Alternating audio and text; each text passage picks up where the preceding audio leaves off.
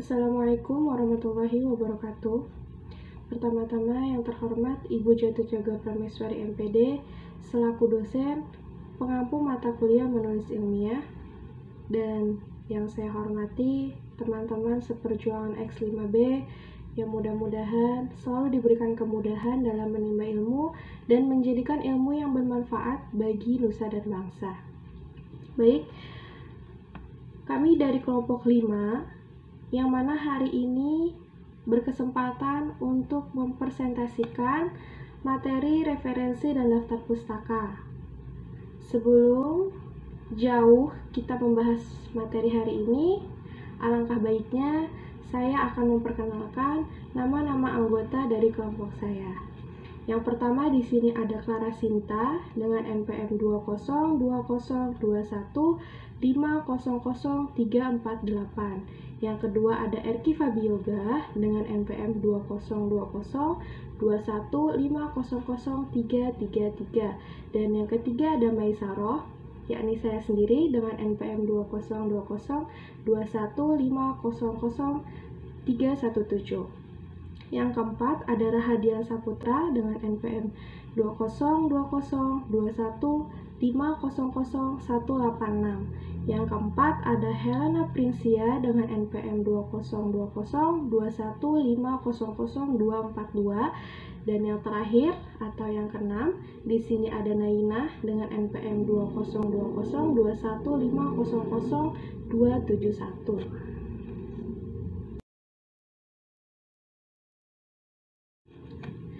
Oke, baik.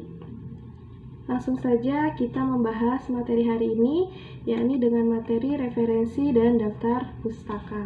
Yang pertama di sini ada pengertian referensi. Pengertian referensi menurut para ahli secara umum adalah suatu informasi yang dapat dijadikan sebagai bahan rujukan atau sumber acuan untuk mempertegas suatu pernyataan yang disampaikan.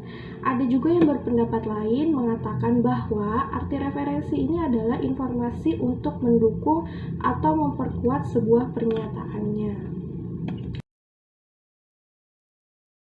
Dilihat dari secara etimologi, maka kata referensi ini berasal dari kata bahasa Inggris, yaitu refer to, yang artinya mengacu pada atau merujuk pada suatu pernyataan seseorang. Sehingga kata referensi dapat diartikan sebagai sebuah rujukan yang menggambarkan sebuah informasi atau sumber terkait. Adapun untuk referensi pada umumnya ini bisa dilihat dalam bentuk faktual dan non-faktual. Referensi faktual pada umumnya adalah dalam objek statistik, faktual, kesaksian, contoh, dan lainnya. Referensi ini juga bisa berupa bentuk bukti, nilai-nilai, serta kredibilitas. Sedangkan referensi non-faktual pada umumnya berbentuk hipotesis, cerita, kutipan, serta analogi lainnya.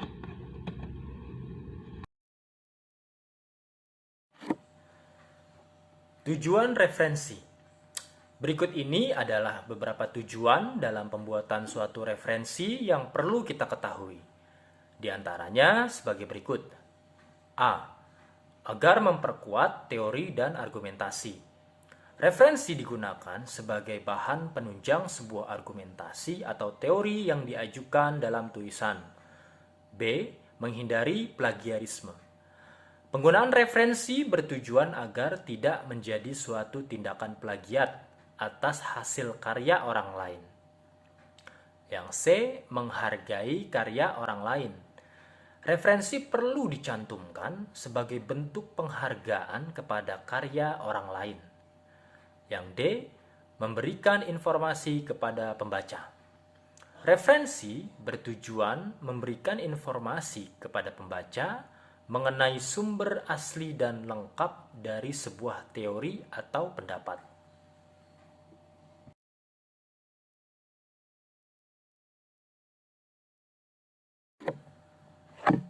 Ketiga, penulisan kutipan. Kutipan adalah pinjaman kalimat, pendapat, ide, gagasan orang lain yang diambil dari sumber tertentu.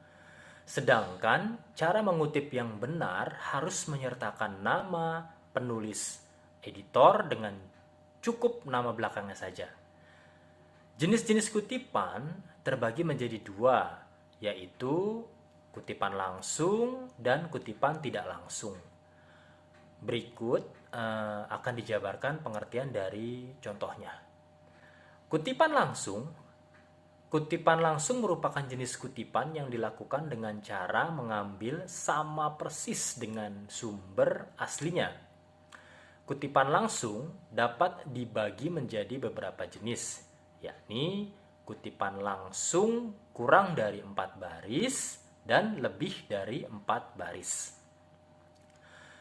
Sementara kutipan tidak langsung merupakan jenis kutipan yang mengambil inti sarinya saja, tanpa mengurangi makna sebenarnya dari kalimat yang ada. Jadi, untuk menulis kutipan jenis ini bisa dengan cara meringkas atau menyimpulkan suatu pendapat atau menulis intisarinya saja dengan gaya bahasa sendiri.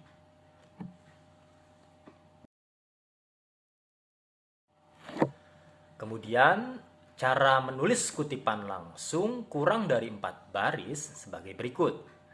1. Kalimat kutipan harus diintegrasikan dengan teks. Kedua, jarak antar baris kutipan adalah 2 spasi. Yang ketiga, kutipan boleh diapit dengan tanda kutip petik 2. Yang keempat, setelah kutipan, jangan lupa menuliskan sumber berupa nama pengarang, tahun terbit, dan nomor halaman di dalam tanda kurung.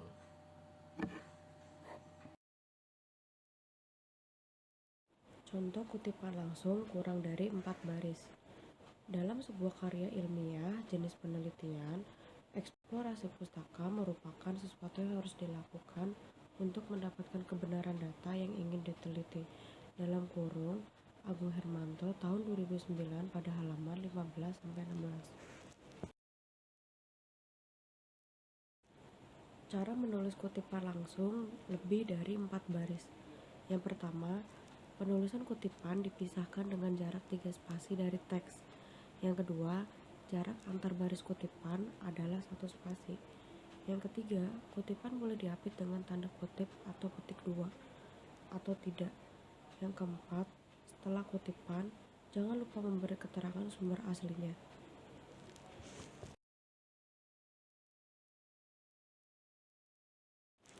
Contoh kutipan lebih dari 4 baris. Terjemahan karya ilmiah dalam bahasa Indonesia banyak yang tidak memuaskan karena para penerjemah tidak terlatih dalam ilmu penerjemahan. Misalnya terjemahan berikut ini. Jarak 3 spasi dari teks. Suatu pikiran yang telah tersebar dengan luas sekali, orang banyak menggambarkan buku-buku sebagai benda tak berjiwa, tidak efektif dalam kurung sik, serba damai yang pada tempatnya sekali berada dalam kelindungan sejuk dan ketenangan akademis dari universitas-universitas dan tempat. Dalam kurung Sani tahun 1959 halaman 7.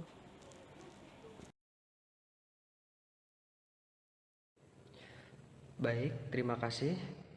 Selanjutnya yaitu cara menulis kutipan tidak langsung. Caranya, 1. Kutipan diintegrasikan dengan stack. Yang kedua, jarak antar baris kutipan adalah spasi ganda dengan cara klik kolom desain dalam Microsoft Word, lalu perspasian paragraf, lalu pilih ganda. Selanjutnya, nomor 3, kutipan tidak diapit dengan tanda kutip atau petik 2. Yang keempat, setelah kutipan, jangan lupa untuk menuliskan sumber kutipan.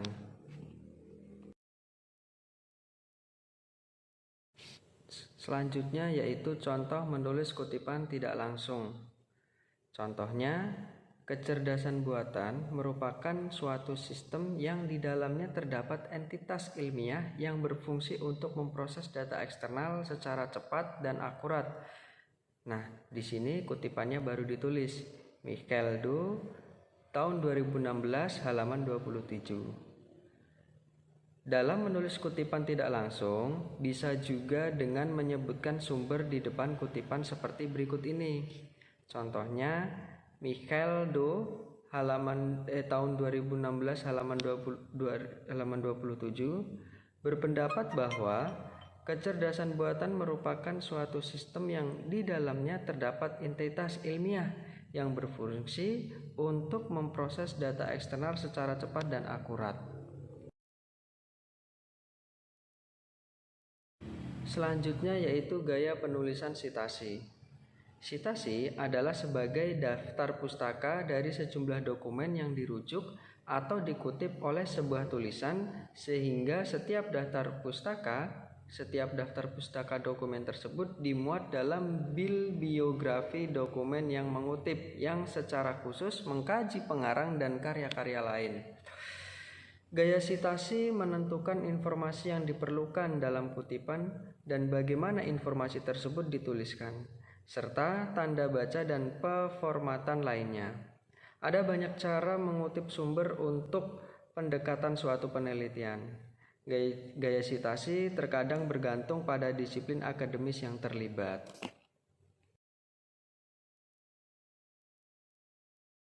Contoh gaya-gaya penulisan sitasi, berikut penjabarannya tentang pengertian sitasi menurut para ahli. Yang A, Diana, Hacker, dan Nancy Somers. Pengertian sitasi adalah cara yang digunakan untuk meneliti dan penulis lain ketika seorang menggunakan karya mereka dalam karya tulis Anda. Yang B, Garfield. Sitasi adalah analisis sitasi, banyak digunakan dalam kajian biometrika karena jelas mewakili subjek yang diperlukan, tidak memerlukan interpretasi valid dan reliable. Gaya sitasi menentukan informasi yang diperlukan dalam kutipan dan bagaimana informasi tersebut dituliskan, serta tanda baca dan pemformatan lainnya. Ada banyak cara mengutip sumber untuk pendekatan suatu peneliti. Gaya sitasi terkadang tergantung pada disiplin akademis yang terlibat. Sebagai contoh, yang pertama gaya apa? American Psychology Association. Digunakan dalam bidang pendidikan, psikologi, dan ilmu pengetahuan. Yang kedua, gaya MLA, Modern Language Association, digunakan dalam bidang humaniora atau ilmu budaya kemanusiaan. Yang ketiga, gaya Chicago atau Surabaya, umumnya digunakan dalam bisnis, sejarah, dan seni rupa. Sitasi gaya apa? Ada dua bagian kutipan untuk gaya apa dan gaya lainnya, yaitu bentuk kutipan pendek dalam baris yang mengarahkan pembaca ke entry penuh di akhir bab atau buku. Kutipan sebaris berbeda dari catatan kaki yang merupakan catatan yang ditempatkan di bagian bawah halaman. Kutipan sebaris atau inline citation juga disebut kutipan dalam teks yang ditempatkan dalam satu baris teks. Untuk membuat kutipan inline, kutip nama penulis dan tanggal, atau dari artikel, laporan, buku studi seperti contoh Pocket Style Manual. 2. Situs gaya MLA. Gaya MLA sering digunakan dalam tulisan bahasa Inggris dan humaniora. MLA mengikuti gaya kutipan penulisan dalam teks, catatan Purdue OLL, situs kutipan, tata bahasa, dan penulisan yang sangat baik yang dioperasikan oleh Universitas Purdue. Purdue memberikan contoh kutipan dalam teks ini, yang juga disebut kutipan kurung dalam gaya MLA. Perhatikan bahwa dalam gaya MLA, nomor halaman biasanya tidak muncul kecuali kalimat atau kutipan. Kalimat atau kutipan adalah kalimat langsung yang dari hasilnya. Seperti halnya di sini, puisi romantis dicirikan oleh luapan spontan dari perasaan yang kuat. Wordsworth 263. Yang ketiga, situs gaya Chicago. Chicago adalah yang tertua dari tiga gaya penulisan dan kutipan utama di Amerika Serikat. Setelah dimulai dalam penerbitan panduan gaya Chicago pertama pada tahun 1906. Untuk kutipan dalam teks, gaya Chicago yang berasal dari Chicago Manual of Style dari University of Chicago Press. Sementara cukup sederhana, nama belakang penulis, tanggal publikasi, koma, dan nomor halaman, semua dalam tanda kurung sebagai berikut. Muraf 2011 219 sampai 220. Simpulan referensi dapat diartikan sebagai sebuah rujukan yang menggambarkan sebuah informasi dari sumber terkait. Adapun untuk referensi pada umumnya, ini bisa dilihat dalam bentuk faktual dan non-faktual. Bentuk penulisan referensi dibedakan menjadi 4 macam, yaitu kutipan, catatan kaki, daftar pusaka, dan daftar halaman. Dalam penelitian ini, kami membahas tentang kutipan dan daftar pusaka saja. Kutipan adalah pinjaman kalimat, garis miring, pendapat, garis miring, ide, garis miring, gagasan orang lain yang diambil dari sumber tertentu.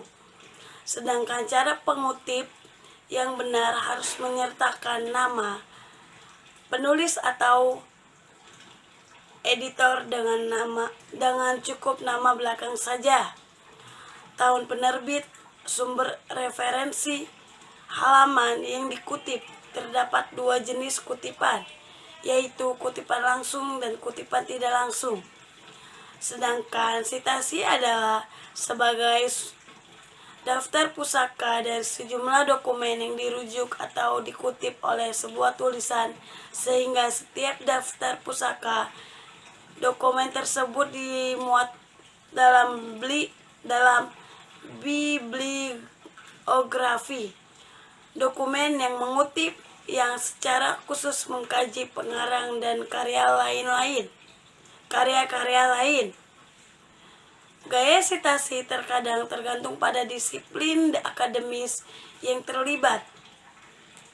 Sebagai contoh, gaya APA, American Psychological Association, bidang pendidikan, fisiologi, psikologi, dan ilmu pengetahuan. 2. Gaya MLA, Modern Language Association, digunakan dalam bidang humaniora, ilmu budaya atau kemanusiaan. Dan yang ketiga, gaya Chicago atau Turabia, umumnya digunakan dalam bisnis sejarah dan seni rupa. Terima kasih.